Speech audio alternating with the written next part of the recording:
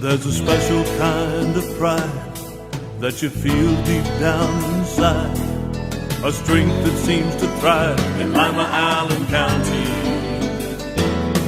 The American way of life, to get in gear and do what's right.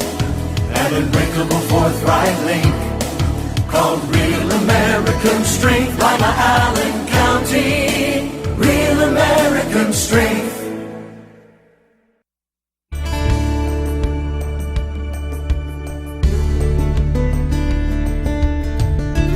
Keeping you up to date with what's happening in your community. Community Focus on GTV2. Thanks for joining us today on Community Focus. I'm Anne Decker. May is Teen Pregnancy Prevention Month, and here in the studio to give us the details of what's going on for the month of May are Becky Dershem from the Health Department and Donna Dickman from the Partnership for Violence-Free Families. Thanks for joining us. Thanks for having us. How bad is the teen pregnancy problem in Allen County? Well, over the years we've seen numbers that have been quite startling, and our numbers have always put us higher than the national averages and also higher than the state. So we've really done a much better job in recent years. Early on, I'd say probably 15 years ago, we were looking in the high 200s per year. Last year we were at 146. This year we're at, I should say in 2011, we were at 146. Last year for 2012 we were at 134. While that is an improvement, you look at those numbers and say, well, gee, that's better. Well, that's still 134 kids in our county who didn't get to finish their dream. They didn't get to do what they wanted to do. You know, their life has been altered by having a child and what to do with raising that child and those sorts of efforts. And when you look inside those numbers, consistent with the national numbers, our minorities bear a bigger brunt of the number than our Caucasian population. And in 2011, I think our African American percentage was about 13%. For 2012, it was 26%. You are kidding, it doubled? It doubled. Why? You know, who knows? I mean, I'm just telling you what the numbers show us at this point. So we really know where we need to target our message by some of these numbers, because, I mean, the numbers lead us to where, you know, where our biggest effort can be made. So we really need to be addressing some of those concerns. Many of the issues that bring teenagers to teen pregnancy are socioeconomic. You know, that some of them are just the support that they've had at home, some of those kinds of issues. We do know that teen mothers tend to be anemic. They also tend to go into preterm labor, and they have low birth weight babies. All become, you know, a much more high intensity medical issue concern for both mother and baby. The numbers say that babies born to teen mothers tend to have more hospitalizations for just, you know, medical conditions along as they grow.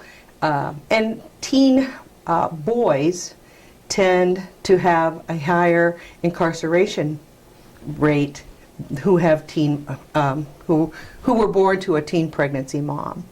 So there's just a lot of concerns that are within the numbers that make this a real health issue that needs to be addressed. And it's not just a health issue, but it's an economic issue. Yes. It's an educational issue. Really, it touches a number of fronts. It touches almost everything. So, you know, it's very important. And like I said, even though we show an improvement from 146 to 134, that's still 134 kids who don't get to finish their dream. How young are we talking? Well, you know, I mean, we've seen, you know, births as low as 12 and 13. You are kidding. That's not the standard. Most of them are a little older. Some of them, you know, are untrusting of contraceptive methods. Some of them don't know how to get them. Some of them, you know, are afraid to get them, you know, for fear of being identified to their parents or others. So it's really a challenge. So what are you doing about it? Well, What are you doing about it, Becky? well, we've had a teen pregnancy task force that have had a number of initiatives over the years. We've taken the opportunity recently to rejuvenate ourselves, and we've broken up into a number of subcommittees, and I think that you'll see a lot more focus on teen pregnancy here in the future. And with May being Teen Pregnancy Prevention Month, it's going to kick off a number of our initiatives. And what initiatives are you doing? Well, for the kids, obviously this is speaking to the kids. A lot of social media, right? That's where they're at. Look for the website, the Facebook coming out called 52 Dreams. And 52 Dreams is all about 52 kids out of 1,000 in Allen County end up pregnant. So, very real number. We'd love to see 50 dreams or 47 dreams next year. 52 dreams right now, and what we're looking at is 52 dreams lost. So we're going to be having pictures every day focusing on 52 items you may not be able to achieve if there's an unintended pregnancy. So we know that the resources are going to be gone, opportunities are going to be gone, going to miss a prom maybe, a lot of things that you aren't going to get to see if you get into that kind of a situation. So those are coming out, and they will be launched May 1st, so we're looking forward to that. Are you giving the kids any advice for resisting peer pressure or for getting into the situation in the first place? Yes, we are, and a big thing is the myths and facts, and I'm sure you heard a lot of them when you were growing up. Some of them astound me when I was reading them up. I thought, oh, I never eat Mountain Dew. Mountain Dew has some kind of contraceptive effect. Never heard that one. No. That sounds like a boy who just, Was able to Couldn't get a convince somebody yes. over it, right? Pushing on your belly button after sex. It's those kind of things that, if you think that's going to happen and you've got the solution to the problem, and you're wrong. So we're going to be listing a lot of myths, a lot of opportunities for kids to ask questions, and we'll be watching those Facebooks to make sure the kids get the right information anonymously so they don't have to worry about being, jumped on about that. So that is our piece, working with the kids. Obviously, every health fair opportunity we get to, we'll be having information out there. And hopefully in the near future, we're able to get some education back into the schools as well. That whole partnership ended when the YWCA left for a short time. It's now merged with the Toledo YWCA. And they're our partners on the coalition as well. Okay, you're with the Partnership for Violence-Free Families. That's right. How does violence work into this? Wow, when we talk about teen dating violence, right, prevention, a lot of that is sexual coercion and pregnancy coercion. You may be sabotaging the contraceptives just to tie that person closer to you. If you get them pregnant, they're not going to be out dating around. They're sort of locked into staying at home with the child. The National Domestic Violence Hotline did a survey a year and a half ago, and what they asked over 3,000 women is about that thing, contraception sabotage. And 25% of them said, yeah, I was forced to have a child. He hid my birth control, he'd take off the condom right before it was over, anything to make sure that I got pregnant. So it just locks people into their situation. I think Becky referred to that. Once you're in that situation, it's hard to get out of. So when we're talking teen dating violence, it's a piece of it. We know that about 8% of kids that are in domestic violence or teen dating violence situations are forced to have sex. So whether there's contraceptive there, you don't know, but oftentimes they're compromised. For any parents or grandparents who may be watching, if they maybe have concerns that their son or daughter is heading down this road, what should they be looking for and what should they be doing? Obviously, we have some great resources in the community. If you need some facts and where to go, the health These are the department, ladies. there you go, right? Right. Just give the health department a call and they will be able to assist you with that. If it's teen dating violence situations, if it's an emergency, obviously we're going to call law enforcement. Crossroads Crisis Center is there, are as advocates, and they'll be glad to answer any questions you have about relationships. Where does it cross the line to where it becomes a legal thing? But there's wonderful resources in our community to call on. Okay.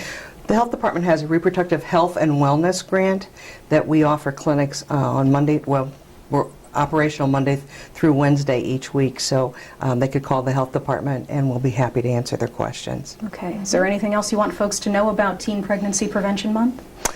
You know, I think the most devastating thing I ever heard was a 13-year-old that I talked to a number of years ago, within the last 10 years, and I sat down with her and I said, just tell me, what was it that got you in this situation? And this little girl looked at me and said, he told me I couldn't get pregnant the first time. You know, that line is so old and so worn out. Apparently it but works. It's still working, you know, and so, you know, we have got to communicate better. And I think that, you know, it's not, you know, parents feel sometimes like they want to teach their children about sex. And I'm not sure that we need to teach children completely, you know, that parents need to feel that they're in charge and they feel comfortable talking about sex. But teach your children how to say no. Teach your children how to resist those points when, you know, they're on the verge of being coerced. Tell them what it looks like. You know, tell them if somebody's being extraordinarily nice to you for no apparent reason.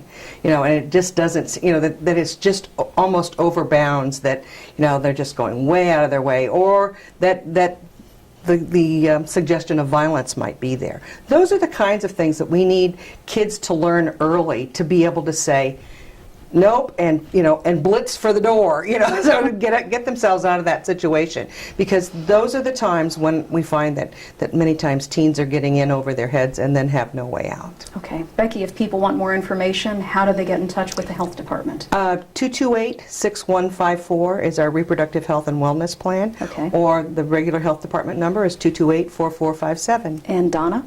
Partnership for Violence-Free Families, 419-549-8530. Okay, thank you both for coming in today. Thank you. Thank you. Donna Dickman and Becky Dershem. I'm Anne Decker, and this is Community Focus on GTV2. Reduce, recycle, reuse. Allied Waste Services in the City of Lima encourage you to live green by recycling all that you can. Recycling promotes green living by reducing the amount of waste materials buried in landfills. This saves money, natural resources, and energy. Keep our environment healthy and start recycling today. Allied Waste Services is committed to a clean environment. Contact us today for your recycling needs. Visit our website, republicservicesohio.com, to learn more about recycling today. Lima City Council has recently amended the city's vicious dog ordinance to deal with potential problems concerning dangerous dogs in the public. The ordinance is comprehensive. However, here are some key elements that all dog owners and their neighbors should be aware of. Any dog that is considered a breed of pit bull is considered a vicious dog regardless of its temperament. A vicious dog is any dog that attacks, bites, or causes injury to a person or domestic animal with or without provocation. Not under control of the owner and secure with a muzzle and a leash of 6 feet or less in length, all vicious dogs must be confined when outside in a pen with a secured top and bottom, or with the sides of the pen embedded at least 1 foot deep into the ground.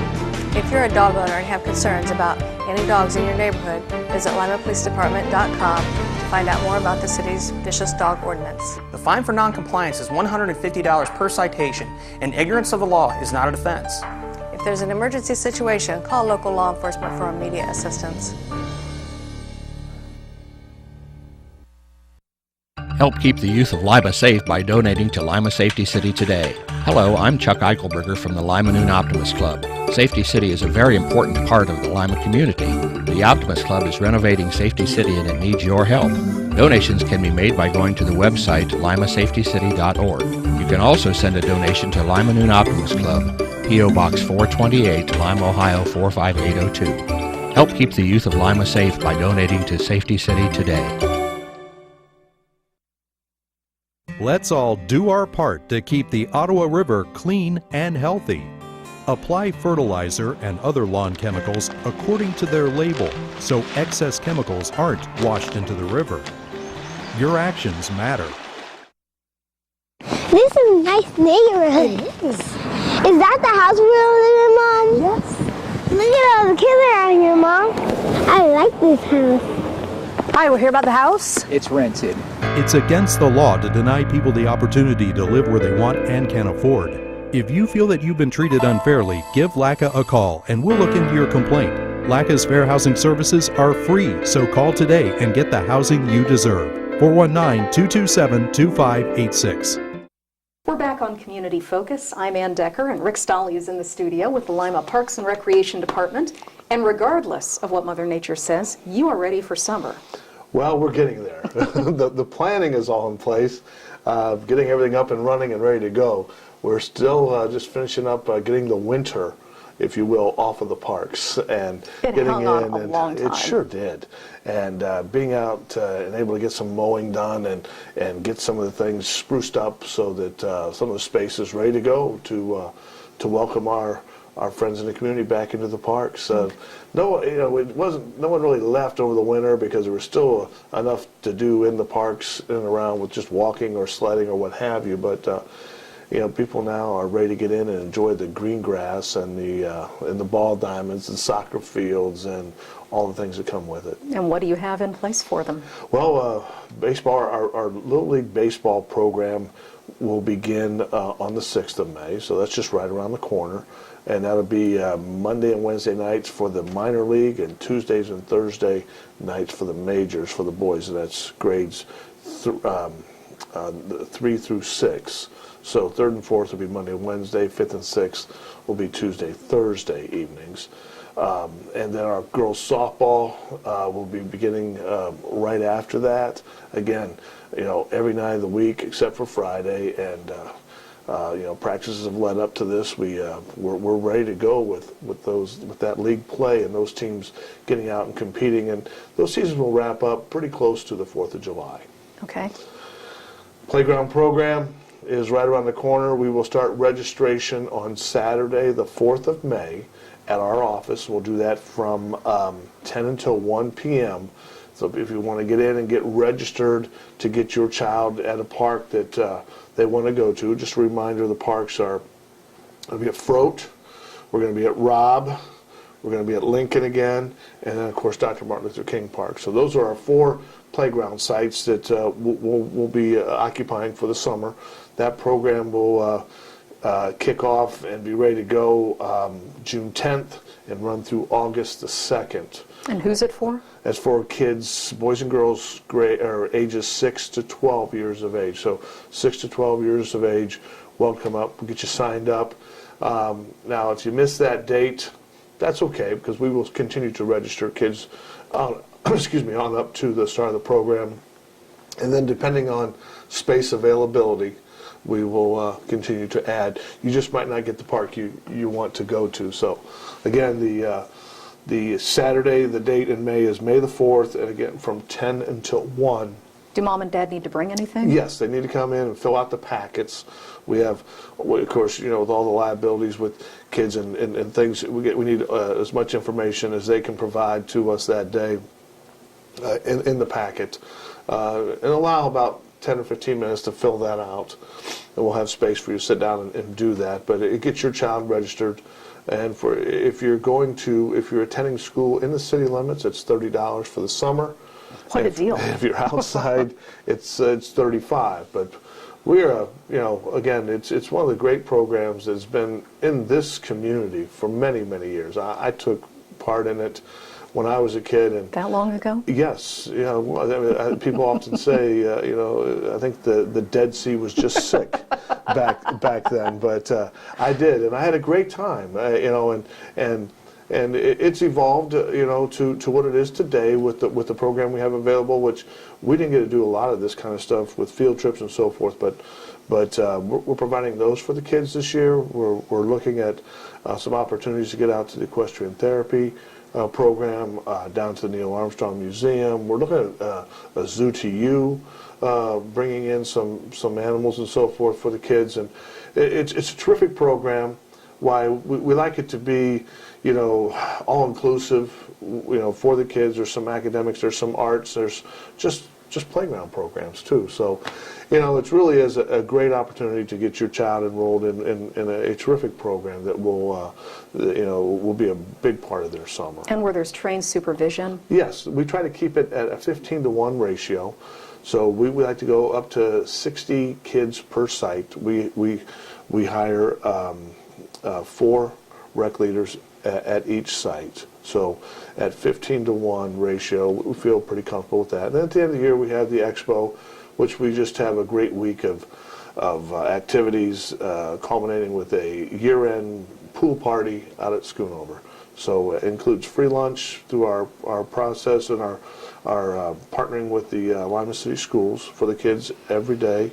We'll also have the different activities. If we have a rain day where we go to a couple different sites, and that's all communicated prior to the start of that day's event. If we're going to have a rain day, where the kids will be inside, and we don't like to have many of those because the kids want to be outside and Sure. we want to be involved with all kinds of things. But every Friday afternoon after lunch, we head to the pool. So it's a great time for the kids to really enjoy an 8-week program through the summer months. Speaking of the pool, when does Schoonover Pool open?